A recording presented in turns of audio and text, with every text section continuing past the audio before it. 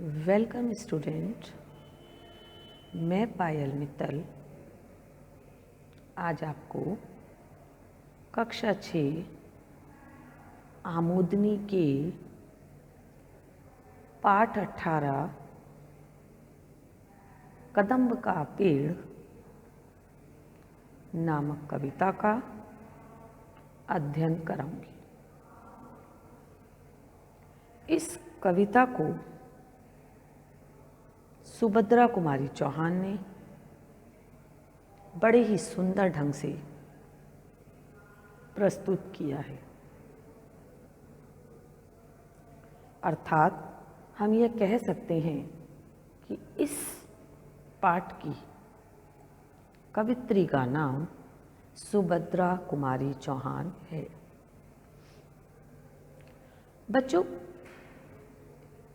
स्त्री कवि को कवित्री क्यों कहा जाता है? तो देखिए, जो पुरुष कवि होते हैं उनको केवल कवि कहते हैं तथा जो स्त्री कवि होती हैं उन्हें कवित्री कहा जाता है। तो इस प्रकार कदम्ब का पेड़ नामक कविता की कवित्री सुभद्रा कुमारी चौहान जी हैं। बच्चों, यह पाठ अर्थात कविता पूरी तरह से काल्पनिक है।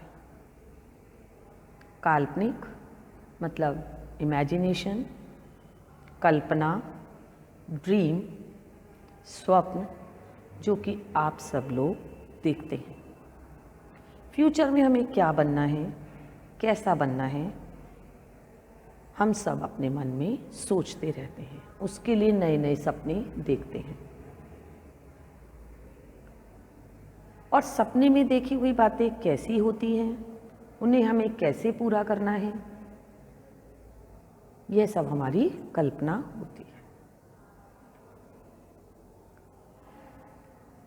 इस पाठ में भी एक बच्चा है जो अपनी कल्पना में एक बहुत ही सुंदर चित्रण प्रस्तुत कर रहा है। बच्चे कैसे होते हैं? बच्चे बहुत शरारती होते हैं, शरारती करते हैं और बच्चे की शरारतें देखकर माँ सबसे अधिक प्रसन्न होती है। क्यों होती है? क्योंकि बच्चे माँ को ही अपना सबसे अच्छा मित्र समझते हैं। वे माँ के भावों को समझते हैं, उनके साथ छुपन छुपाई खेलने की कल्पना करते हैं और उनकी कल्पना से ही बच्चों के मन में एक नया सा उत्साह तथा जोश भर जाता है। तो बच्चों, इस पाठ के माध्यम से कवित्री ने एक नन्हे बच्चे को अपनी माँ से कहते हुए वर्णन किया है कि माँ, यदि तू मुझे एक बांसुरी दिला दे तो मैं भी उस कन्हैया की तरह, कन्हैया कौन? कन्हैया के बचपन का नाम, कन्हैया कृष्ण के बचपन का नाम था। जैसे कृष्ण बचपन में पेड़ की डाली पर बैठकर बांसुरी बजाते थे, वह बालक भी चाहता है कि मैं भी उसी कन्हैया की तरह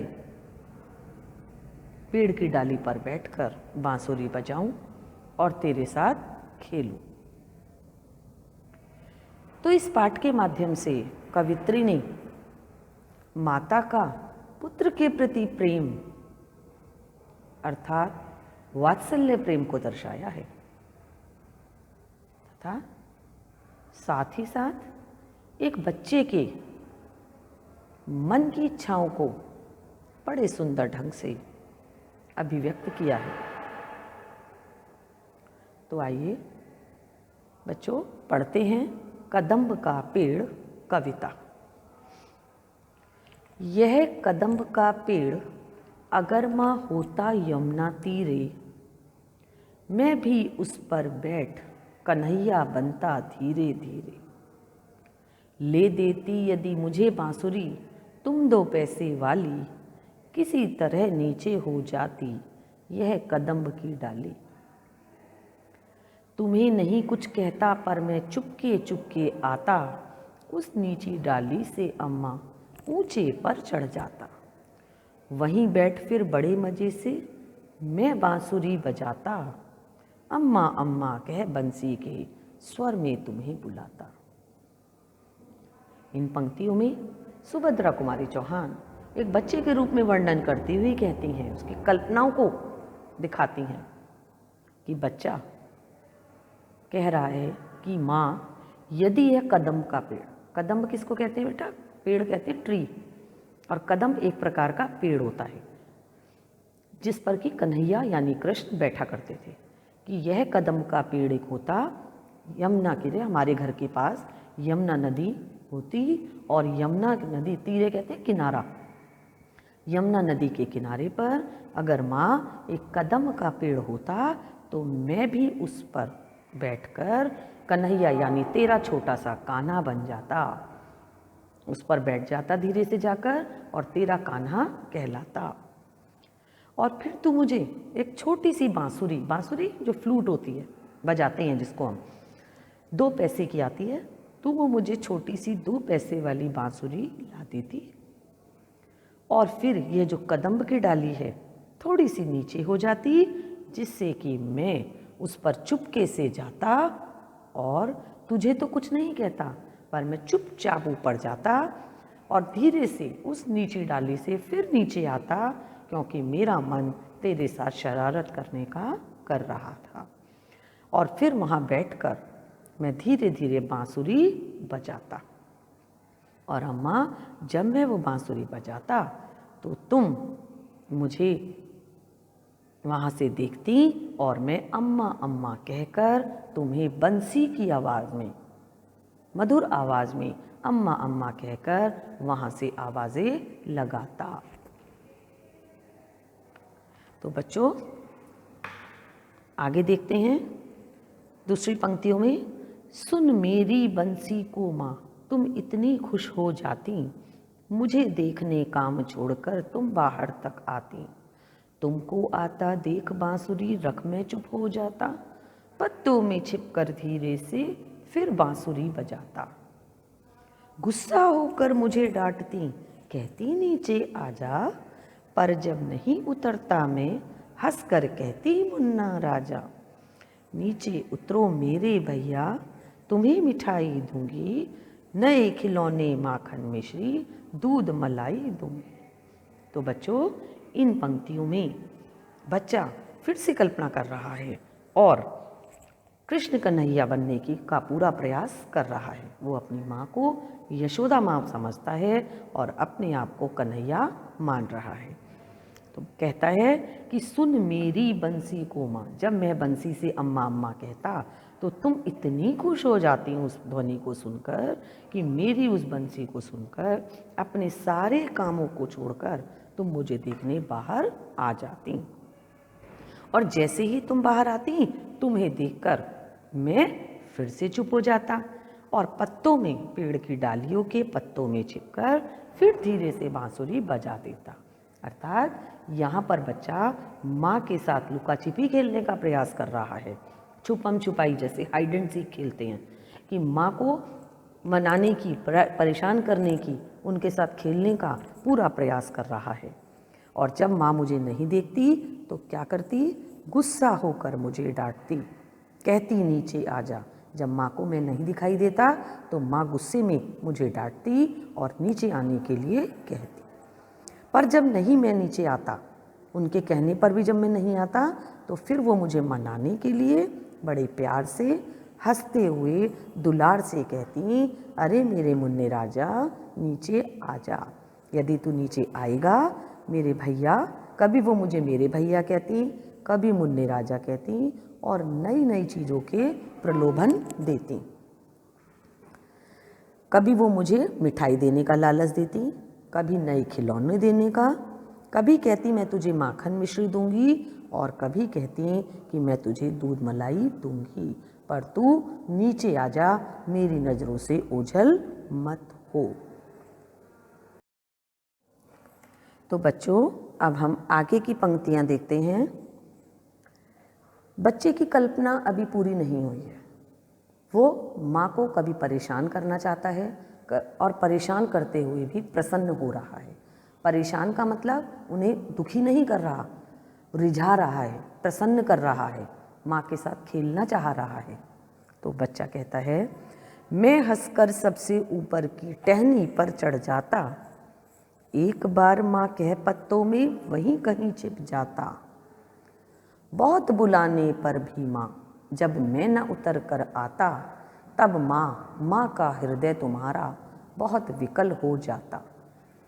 बच्चा अपनी माँ से कहता है कि जब माँ के बुलाने पर भी बार बार मैं नहीं नीचे आता, तो मैं हंसकर सबसे ऊपर की टहनी पर चढ़ जाता।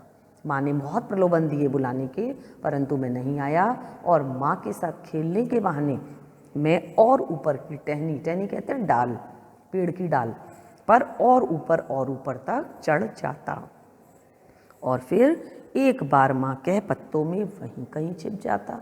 जैसे बच्चों हम लुका छिपी का खेल खेलते हैं, हाइड एंड सीक खेलते हैं कि पीछे से बच्चों को आवाज़ लगाते हैं और फिर छिप जाते हैं, इसी प्रकार वह बालक भी अपनी माँ के साथ लुका छिपी का खेल खेल रहा है तथा आनंद का अनुभव कर रहा है।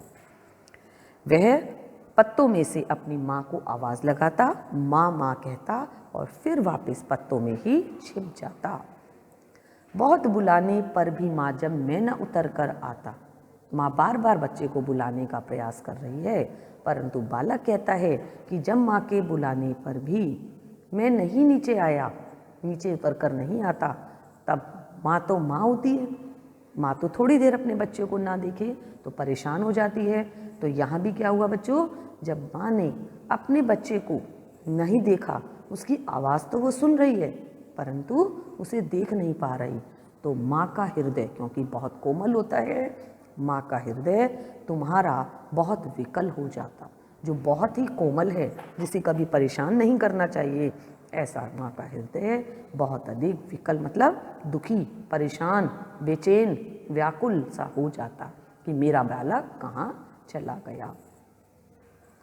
आगे कहते हैं, तुम आंचल पसार कर अम्मा वहीं पेड़ के नीचे ईश्वर से कुछ विनती करती बैठी आंखें नीचे। तुम्हें ध्यान में लगी देख मैं धीरे धीरे आता और तुम्हारे फैले आंचल के नीचे छिप जाता। क्या है बच्चों कि जब माँ किसी चीज़ के लिए परेशान हो जाती है, माँ अपने लिए तो कुछ नहीं मांगती लेकिन अपने बच्चों के लिए भगवान तक से लड़ जाती है। भगवान का दूसरा रूप किसको कहा जाता है? माँ को। कहते हैं कि जब भगवान सब बच्चों के पास नहीं जा सकते थे तो उन्होंने अपना दूसरा रूप अर्थात माँ को बनाया, जिससे कि हर हर बच्चे के पास रहे और उसका ध्यान रखे। तो यहाँ पर जब माँ को उसका बच्चा दिखाई नहीं देता तो माँ क्या करती है? तुम आंचल पसार कर अम्मा, कि माँ तुम क्या करती थी? अपना आंचल यानी साड़ी का पल्लू उसको फैला लेती हो और वहीं पर पेड़ के नीचे बैठ जाती। कैसे होकर? परेशान होकर कि माँ को बालक नहीं मिल रहा, और आंचल पसार कर अपने साड़ी का पल्लू फैलाकर ईश्वर से कुछ विनती करती। विनती मतलब प्रार्थना, ईश्वर से प्रे करती कि बैठी आंखें नीचे, नीचे कहते हैं बंद करना, आंखें बंद करके भगवान से प्रे कर रही थी कि मेरा बालक जल्दी से मेरे पास आ जाए। बच्चा तो कहीं गया नहीं था, वो तो सिर्फ माँ के साथ क्या कर रहा था? खेल कर रहा था। तो जब बच्चे ने माँ को आंखें बंद करे हुए देखा, तुम्हें ध्यान में लगी देख मैं धीरे धीरे आता, तो उसने जैसे ही देखा कि मेरी माँ तो आंख बंद करके ध्यान कर रही है, तो वो धीरे धीरे नीचे आता है और तुम्हारे फैले आंचल के नीचे छिप जाता।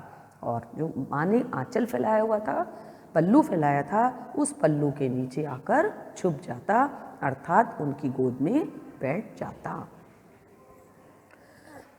आगे है, तुम घबराकर आंख खोलती फिर से खुश हो जाती, जब अपने मुन्ने राजा को गोदी में ही पाती, इसी तरह खेला करते तब हम तुम धीरे धीरे, माँ कदम्ब का पेड़ अगर यह होता यमुना तीर।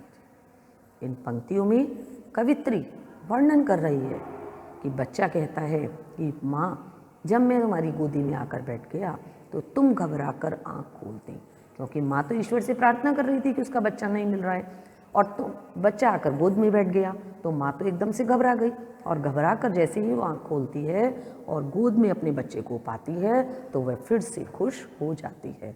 क्यों?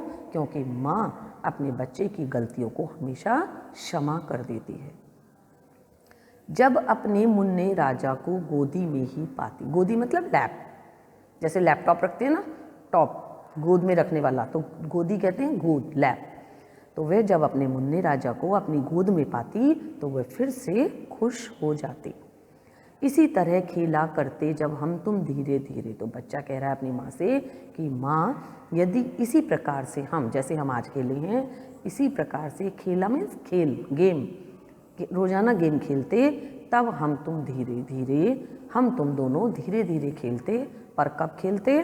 फिर से वहीं स्वप्न में जा रहा है, यदि माँ यह कदम्ब का पेड़ यमुना के किनारे पर होता, मैं वहाँ बैठकर बांसुरी बजाता और तुम इसी प्रकार मुझे ढूंढने आती।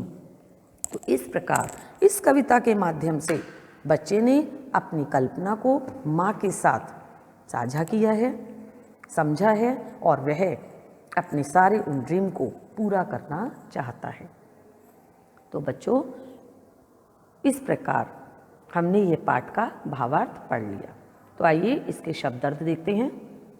तीरे किनारे, विकल, बेचैन, व्याकुल, टहनी, पेड़ की डाल या शाखा, आंचल स्त्रियों की साड़ी का पल्लू होता है, विनती प्रार्थना, कन्हैया कृष्ण का नाम।